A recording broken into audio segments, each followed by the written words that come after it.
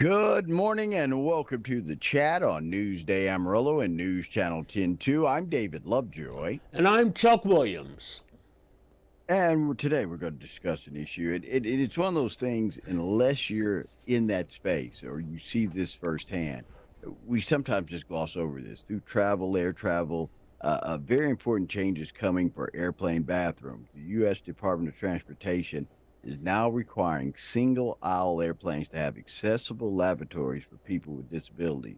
What else is needed to make their air travel experience fully accessible for people with disabilities? Joining us to discuss this is Chief Policy Officer at Paralyzed Veterans of America, Miss Heather Ansley. Mrs. Ansley, welcome to the show. Thank you for joining us. Thank you so much for having me.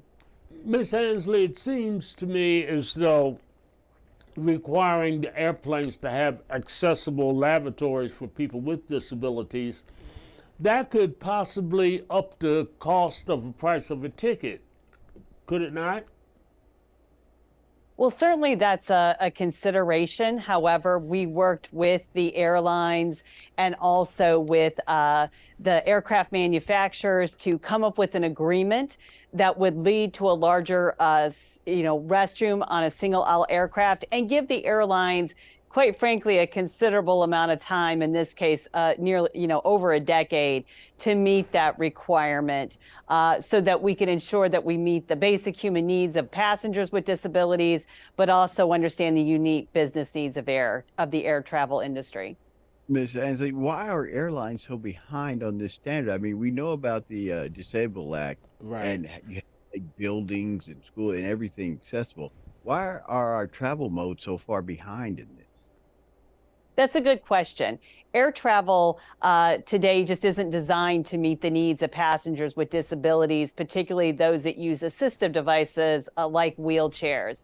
The law that governs access to air travel is different than the law that governs access to buses and trains and other modes of transportation.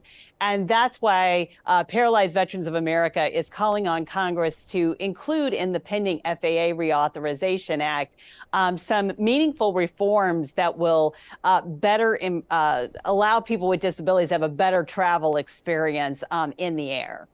Well, as citizens, what can we do? How can we join this battle and get this taken care of? So we need for all citizens to let their members of Congress, their representative, and their two senators, let them know that you want to see meaningful reforms in the pending FAA Reauthorization Act for our disabled veterans, for people with disabilities. This is something that's imminent and it's pending, and it's really time that we take action to make this happen as quickly as possible. You can find out more information by going to pva.org/air travel. That's brought to you by the Paralyzed Veterans of America. This is an outrage, and unless you sit in that chair or you sit from that angle, we don't see it, but it Right. happens every. And it's a shame. It is truly a shame. Once again, you can help out by going to pva.org/air travel. This message is brought to you by the Paralyzed Veterans of America. Mrs. Ansley, thank you so much for your time and shedding a light on that this morning. Of course, thank you for having me today. All right. Thank you, Miss Ansley. And that's